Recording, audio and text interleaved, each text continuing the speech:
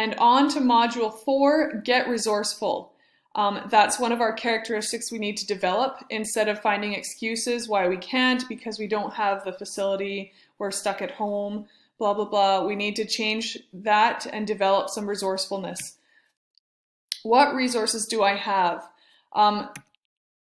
Let's talk about physical resources. So you're going to have to excuse me while I regurgitate a little bit, and I'm just going to...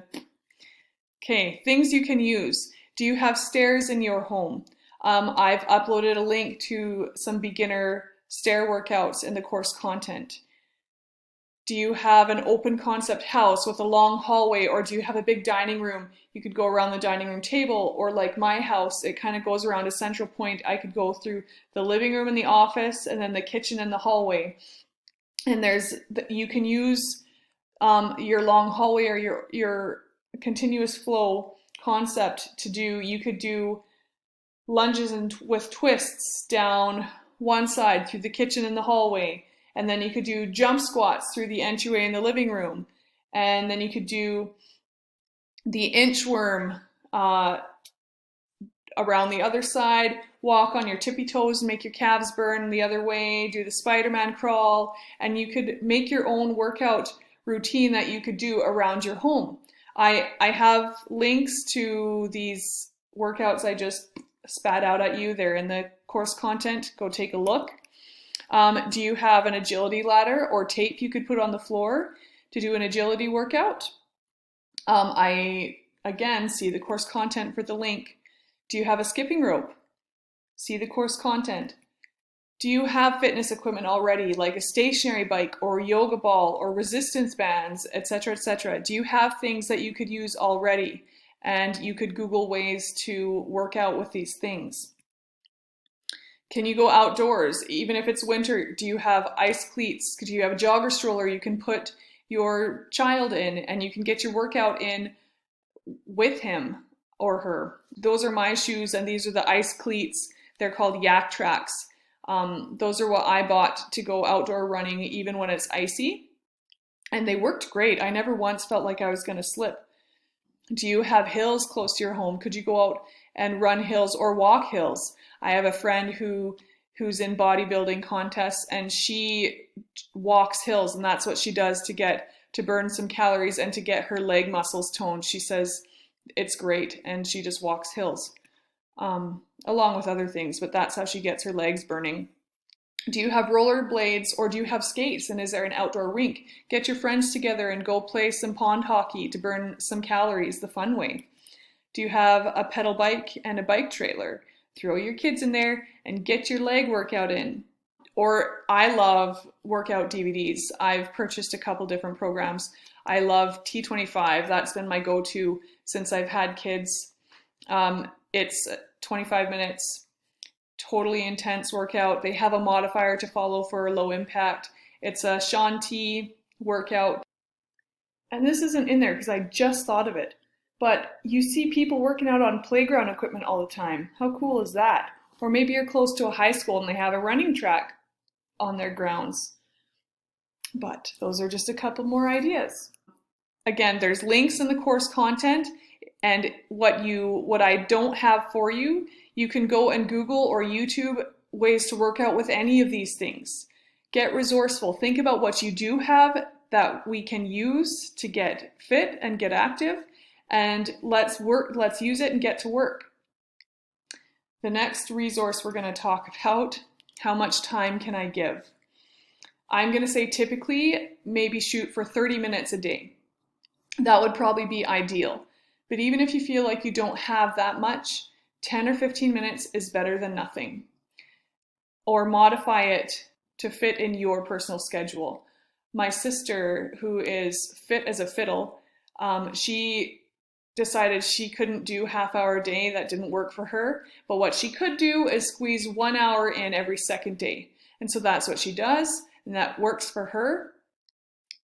Let's get resourceful and think about ways we can find time or make time, and think about the things we can use if you can't get what you want. Some people, you might have the resources to go out and buy a treadmill, or you might have the resources to go and buy a set of weights that clip together so that you have a whole bunch of different weight options all in one set.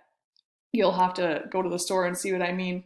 Or maybe you're one of those lucky ducks who has a fitness center and a membership to it. Use it. Let's turn our resourcefulness on. And we're going to do that in this next assignment here. Your next assignment is to plan to increase your energy output. That's going to help us to create the calorie deficiency every day. First question I want you to answer is, how much time can I invest in myself each day for exercise? Do I need more time? What can I eliminate from my schedule to create more time? So I want you to think about your day, and if you are having a hard time finding time or fitting in a workout, I want you to turn your resourcefulness on, and I want you to think about what you can do to create the time or make it. That's the same thing. To create the time or find the time that's already there. Question number 3, what am I capable of now? It's good to be aware of your physical limitations, if you have any, if you have asthma, or if you have had knee surgery and have a bad knee. It's good to know those things, but I want you to think about what you can do and what you are capable of. For example, that same sister I just talked about, she has had knee surgery more than once, and her knee, there was a point in time where she couldn't run, she couldn't jog, because it really hurt her knees, and her knees were still recovering. But she discovered what she could do is she could run stairs, because her knees weren't extended, therefore the impact wasn't quite as intense on her knee. So she did stairs, because she knew what her physical limitations were, but she thought about what she was capable of despite them. So I want you to think about that. What are you capable of? Some low impact options, if you need to find low impact, there's walking, there's swimming or treading water, there's stationary bikes or pedal biking. There's lots of things, but even you could get out and Google them if you need to go out and find some low impact exercises.